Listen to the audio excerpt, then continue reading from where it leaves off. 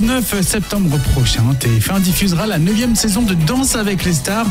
Et cette année, l'une des personnalités qui foulera la piste de danse sera Basile Boli. Le champion du football participe à l'émission parce qu'il a une idée bien précise. Et c'est très louable. Écoutez son interview avec Stéphane Larue. J'avais déjà été contacté 3 ou 4 fois. Il me fallait un truc, c'est que j'ai été voir, mon neveu a été amputé. Il avait 12 ans, il était amputé du pied gauche avant le genou. Et j'ai été voir, parce que je le forçais à faire du sport, je lui disais écoute, t'inquiète pas, avec ça on peut faire du sport, il te faut une super lame, tu vas voir, tu vas courir et tout ça. Et il a commencé à faire du sport, je le motivais et tout et tout. C'est difficile pour ses parents, parce que quand on a un gamin qui va jouer et qui revient avec une plaie, on va chez le docteur et le docteur dit bah, écoutez, il a un cancer. Donc les parents ils sont comme ça, ils disent putain merde, c'est pas possible. Et là, je le vois jouer, je le vois en train de courir, je vois sa première course, je suis ému là quand je parle de ça.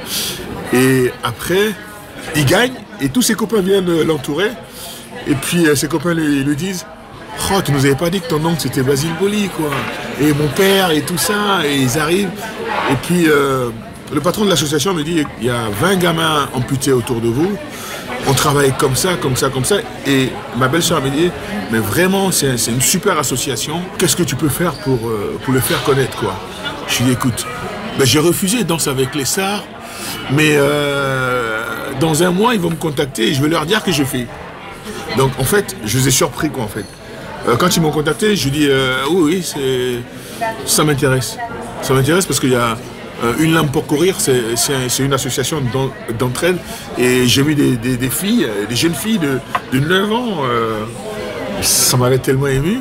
Et puis ce que je fais à Marseille aujourd'hui, on accueille des jeunes handicapés avec des fauteuils qui ont 8-9 ans, qui m'ont jamais vu jouer, qui m'appellent par mon prénom et qui me disent « Oh là là monsieur, le but que vous avez marqué contre Paris, je lui dis mais comment tu sais ça ?» Il me dit mais sur internet.